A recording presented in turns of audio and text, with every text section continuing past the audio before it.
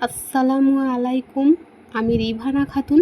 রিভানা কিচেনে আপনাদের অনেক অনেক স্বাগত জানাই। আজকে করব ডাল দিয়ে এঁচোড়ের রেসিপি। প্রথমে সামান্য হলুদ আর লবণ দিয়ে আর পানি দিয়ে এঁচোড়গুলি সেদ্ধ করে নেব। এরপর আলুগুলি হালকা আঁচে ভেজে নেব। কড়াইয়ে পরিমাণ মতো তেল দেব।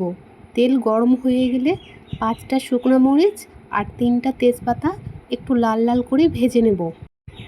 এরপর 2টা বড় সাইজের পেঁয়াজ কুচি, 2টা কাঁচামরিচ একটু লাল লাল করে বেরেস্তা করে নেব। সামান্য পানি দিয়ে ছোট সাইজের 4টা টমেটো কুচি আবারও লাল লাল করে একটু ভেজে নেব।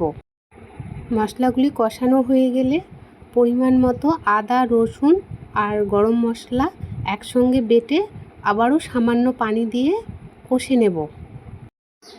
এই পর্যায়ে এসে বারবার ঢাকনা দেব।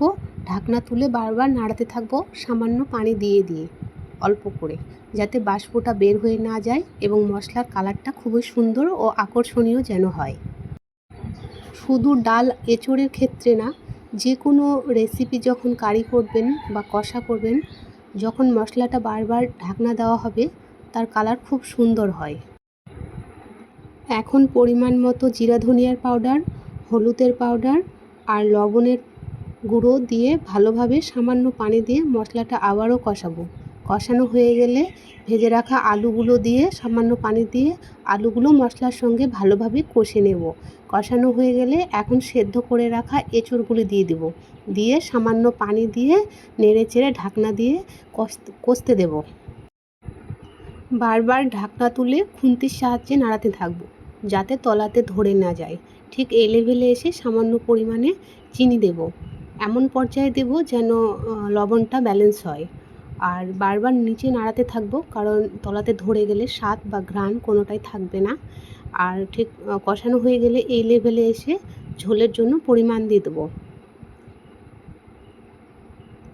পরিমাণ মতো পানি দিয়ে নেড়ে চেড়ে ভালোভাবে ঢাকনা দিয়ে দেব।